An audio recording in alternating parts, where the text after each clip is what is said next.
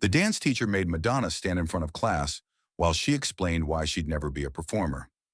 What Madonna did next became legendary. Before we dive into this incredible story, make sure to hit that subscribe button and let us know in the comments if you've ever been told you weren't good enough. Now let's get back to Madonna's story. It was a Thursday afternoon in March 1974 at Rochester Adams High School in Rochester Hills, Michigan. 16-year-old Madonna Louise Ciccone sat in the front row of Mrs. Patricia Brennan's advanced dance class, her leather jacket draped over the back of her chair, her curly blonde hair catching the fluorescent light. She'd learned that owning your space, especially when everyone expected you to shrink, was the best way to survive in a world that wanted to make you smaller. Mrs. Brennan had been teaching dance at Adams for 15 years, and she ran her studio like a military academy. She believed in classical technique, proper deportment, and what she called appropriate feminine expression. She had no patience for students who challenged traditional boundaries, who mixed contemporary with sensual, or who thought that rebellion could be mistaken for artistry. And she especially had no patience for Madonna Ciccone. Madonna had made what Mrs. Brennan considered a grave error 3 weeks earlier when auditioning for the school's spring showcase. When asked to prepare a solo piece demonstrating advanced technique, Madonna had choreographed a provocative contemporary routine to Donna Summer's Love to Love You Baby. The performance was bold, sensual, and unapologetically sexual. Everything Mrs. Brennan believed had no place in a Catholic school environment. Miss Ciccone, Mrs. Brennan's sharp voice cut through the studio that Thursday afternoon. "I'd like you to join me at the front of the class, please." Madonna's pulse quickened, but her expression remained cool. She'd been expecting this confrontation for weeks. She stood up slowly, deliberately, and walked to the front of the mirrored studio.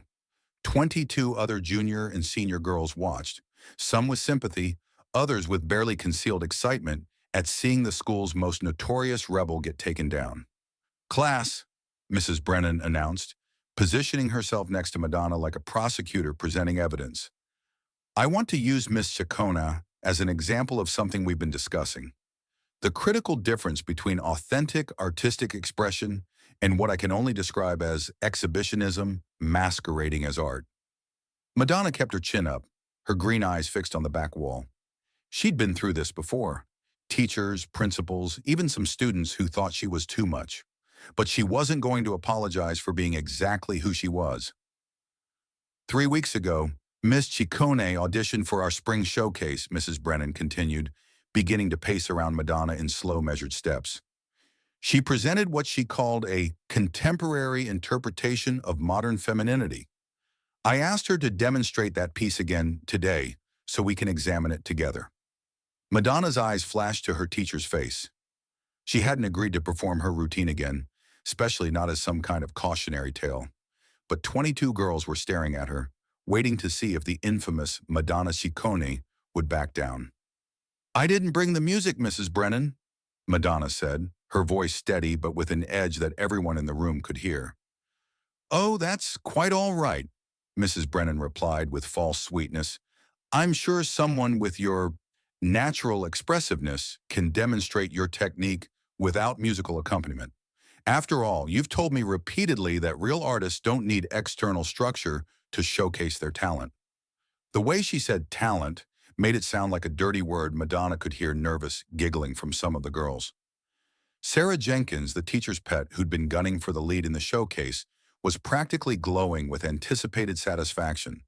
But Madonna had been performing since she could walk, in her bedroom mirror, at family gatherings, anywhere she could command attention and express the fire that burned inside her.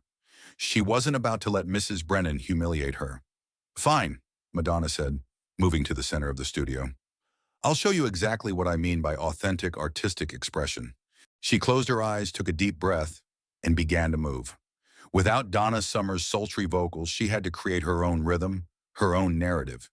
She started with fluid contemporary movements, her body telling a story of awakening, of a young woman discovering her own power and sensuality. Her arms flowed like water, her spine rippled with controlled precision, and then gradually, inevitably, her movements became more provocative. Hip rolls that spoke of confidence rather than submission, shoulder isolations that suggested strength rather than fragility. Floor work that was athletic and sensual simultaneously. Madonna poured everything into the performance. Her frustration with small-town limitations, her dreams of stages bigger than this classroom, her absolute certainty that she was destined for something far beyond what anyone here could imagine. When she finished, breathing hard but standing tall, the studio was completely silent. For a moment, Madonna thought she might have actually reached them. Maybe Mrs. Brennan would see that this wasn't just teenage rebellion. This was art. This was her calling. This was who she was meant to be. Then Mrs. Brennan started clapping. Slowly, sarcastically. The sound echoed off the mirrors like gunshots. "Thank you, Miss Ciccone, for that illuminating demonstration," she said, the word illuminating dripping with disdain. "Class, I want you to observe very carefully what we just witnessed, because Miss Ciccone has perfectly illustrated several critical errors that destroy any chance of genuine artistic credibility." Madonna stood frozen as Mrs. Brennan circled her like a predator examining wounded prey. First, notice the complete absence of technical discipline. No attention to proper alignment, no respect for classical foundation. Second, observe the inappropriate sexualization of movement. Ladies, we are artists, not performers in some seedy nightclub. Third, and most importantly, witness the confusion between provocation and genuine emotion. Each word felt like a physical blow, but Madonna forced herself to maintain eye contact with her teacher. She wouldn't give Mrs. Brennan the satisfaction of seeing her crumble. "Miss Ciccone," Mrs. Brennan said, stopping directly in front of her, "I'm going to tell you something, and I need you to listen very carefully. I've been teaching dance for 15 years. I've seen hundreds of students come through this program. Some have genuine talent and the discipline to nurture it properly. Others mistake physical exhibitionism for artistic expression. You, I'm afraid, fall definitively into the second category." The studio was dead silent now. Even Sarah Jenkins looked uncomfortable with how vicious this was becoming. "You have energy, I'll acknowledge that," Mrs. Brennan continued, her voice growing colder with each word. "But energy without proper training is meaningless. Moving your body in suggestive ways is not dancing. It's a cry for attention from a young woman who clearly lacks proper guidance at home. Your movements are undisciplined, your choices are inappropriate for someone your age, and your understanding of what constitutes real artistry is fundamentally flawed." Madonna felt tears threatening, but she bit the inside of her cheek hard enough to taste blood. She would not cry in front of these people. "My advice to you," Mrs. Brennan said, her voice now carrying the finality of a judge delivering a sentence, "is to abandon these fantasies of performance immediately. You will never be a professional dancer or entertainer. You lack the discipline, the technique, and frankly, the moral foundation that genuine artistry requires. The sooner you accept that and redirect your energy toward more appropriate pursuits, perhaps secretarial work or elementary education, the better off everyone will be." She turned back to the class. "Miss Ciccone has provided us with a valuable lesson today about what happens when we mistake attention-seeking for art. She's demonstrated that provocative movement without proper foundation is simply vulgarity, that self-expression without discipline is merely self-indulgence." Mrs. Brennan looked back at Madonna one final time. "You may sit down now, Miss Ciccone, and please remember that this is a respected educational institution, not whatever establishment you think you're auditioning for." Madonna walked back to her chair, her legs somehow still steady, despite feeling like they might give out. She grabbed her leather jacket and put it on slowly, deliberately, like armor. The other girls wouldn't meet her eyes. Nobody said a word. She sat down and stared at the mirror for the rest of class, watching Mrs. Brennan lead the others through a ballet combination that felt as lifeless as a funeral dirge. After class, Madonna didn't go to her next period. She walked straight out of the building, got into her beat-up Volkswagen Beetle, and drove home to the Ciccone house on Thor's Road. She found her mother, Joan, in the kitchen preparing dinner, and the moment she saw her daughter's face, she knew something terrible had happened. "Madonna, honey, what's wrong? Why aren't you in school?" Madonna tried to stay strong, tried to maintain the defiant facade that had gotten her through the last hour. But the moment her mother asked, everything came pouring out. She told Joan about Mrs. Brennan, about being used as an example of what not to do, about being told she'd never make it, about being humiliated in front of her peers. Joan listened to every word, her face growing harder with each detail. When Madonna finished, her mother was quiet for a long moment. Then she grabbed her purse and car keys. "Come on," she said. "We're going back to that school." "Mom, no," Madonna protested, but Joan was already heading for the door. "Madonna Louise, no teacher is going to speak to my daughter that way. Not on my watch." They drove back to Adams High School in Joan's station wagon. Joan marched straight to the principal's office with Madonna trailing behind, embarrassed but secretly grateful that someone was fighting for her. Principal Robert Harrison listened to Joan's furious account of what happened in Mrs. Brennan's class, occasionally glancing at Madonna with what looked like sympathy mixed with exasperation. "Mrs. Ciccone," he said carefully when Joan finished, "I appreciate your concern. I'll certainly speak with Mrs. Brennan about her approach.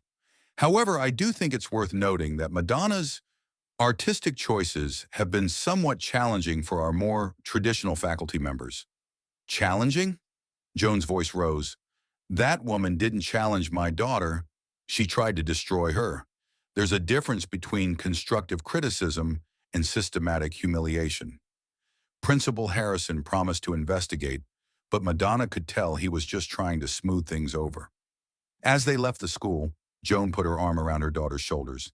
"Baby," she said, "I want you to listen to me very carefully. That woman doesn't know what she's talking about. Mom, she's been teaching for 15 years. She knows more than—" "She knows how to teach girls to move like robots," Joan interrupted. "She knows how to make them follow rules and fit into little boxes. But you know what she doesn't know? She doesn't know that the best artists in history were the ones who refused to fit into boxes. She doesn't know that passion is more important than perfection, and she sure as hell doesn't know my daughter." That night, Madonna lay in bed staring at the ceiling, Mrs. Brennan's words echoing in her head. "You will never be a professional entertainer." But she also thought about her mother's words, about refusing to fit into boxes, about passion being more important than perfection. The next day at school, Madonna walked past Mrs. Brennan in the hallway. The teacher didn't acknowledge her, didn't even look at her. To Mrs. Brennan, Madonna was just another deluded student who'd been properly corrected. But Madonna looked at her and made a silent promise to herself. One day she would make Mrs. Brennan remember her name. Madonna started performing more after that incident. Every local talent show, every school event that would have her, every opportunity to get on stage and move the way she wanted to move. She performed with more intensity, more passion, more determination than ever before. And every time someone told her she was talented, every time someone requested an encore, every time someone said she was going places, Madonna thought about Mrs. Brennan and thought, "Watch me prove you wrong." After graduation, Madonna moved to New York City with $35 in her pocket and a suitcase full of dreams. She worked at Dunkin' Donuts. She danced backup for other artists. She played in bands. She did whatever it took to survive while pursuing her vision of who she could become. In 1984, when Like a Virgin started climbing the charts, Madonna performed at the first ever MTV Video Music Awards. She emerged from a giant wedding cake in a white wedding dress and proceeded to roll around on the stage in a performance that scandalized America and established her as the most provocative entertainer of her generation. Back in Rochester Hills, Patricia Brennan was watching MTV that night. She saw a young woman with curly blonde hair commanding the attention of millions with movements that were sensual, controversial, and absolutely magnetic. It took her a moment to realize who she was watching.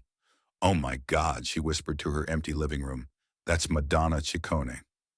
By 1985, Madonna was the biggest pop star in the world. Her albums topped charts globally, her videos revolutionized MTV, and her name was synonymous with boundary-breaking artistry. When Entertainment Tonight did a feature on Madonna's Michigan roots, they interviewed several of her former teachers. Patricia Brennan was not among them. Instead, Mrs. Brennan sat in her kitchen reading the article, staring at photos of Madonna performing for crowds of 50,000 people, and feeling something she'd never experienced before: the crushing weight of being completely, undeniably wrong. 3 months later, Mrs. Brennan did something she'd never done in her life. She wrote a letter to Madonna's management company, not expecting it to reach the star herself. In the letter, she apologized. She explained that she'd been teaching the same way for so long that she couldn't recognize revolutionary talent when it was right in front of her. She said that watching Madonna's success had taught her more about real artistry than 15 years of teaching traditional technique. Madonna received the letter while on tour. Her manager assumed she'd throw it away or ignore it. Instead, Madonna read it 3 times, then carefully folded it and put it in her purse. When Madonna returned to Michigan for a charity concert 6 months later, she did something unexpected. She called Adams High School and asked to speak with Mrs. Brennan. The conversation was brief, but Madonna made a request that surprised everyone. She wanted to visit the dance studio where it all began. They met on a Saturday afternoon in the same mirrored room where Madonna had been humiliated 12 years earlier. Mrs. Brennan, now looking older and smaller than Madonna remembered, sat in a folding chair. Madonna stood in the center of the studio, the same spot where she'd once been made an example of everything wrong with modern youth. "Mrs. Brennan," Madonna said, her voice softer than the teacher expected.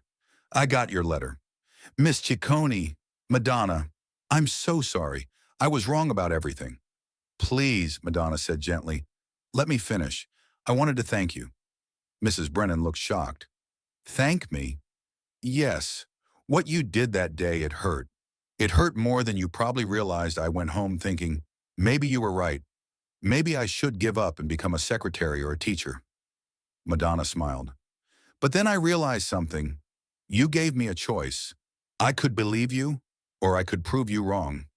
Choosing to prove you wrong made me work harder than I ever would have otherwise." Madonna walked closer to her former teacher. "Every time I wanted to quit, and there were many times, I thought about you telling me I'd never make it, and I thought, watch me." Mrs. Brennan had tears in her eyes. "I destroyed my whole approach to teaching because of you. I was wrong about what art should look like." "You weren't completely wrong," Madonna said. "I didn't have classical training. I was mixing styles that traditionalists thought shouldn't go together. I was being provocative without understanding all the implications. All of that was true. You just didn't understand that those things weren't flaws. They were what made me different." She sat down on the studio floor, looking around at the mirrors that had witnessed her humiliation, and in a way, her birth as an artist. "You know what I learned that day? I learned that people who tell you that you can't do something are usually operating from their own limitations. They're not evil. They just can't see beyond their own understanding of what's possible." Mrs. Brennan nodded, wiping her eyes. "I've changed everything about how I teach. I tell my students now that there are infinite ways to express truth through movement."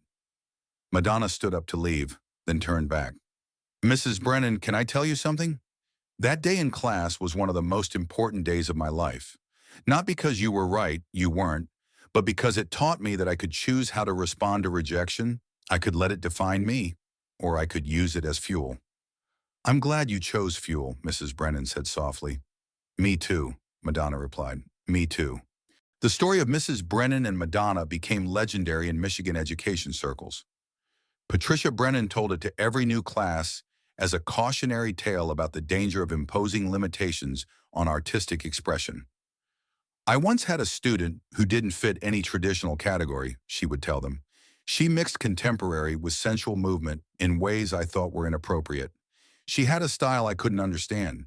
She challenged every rule I thought mattered. Her name was Madonna, and she taught me that the most important artists are often the ones who refuse to be contained by our expectations." Mrs. Brennan taught for 8 more years after meeting with Madonna.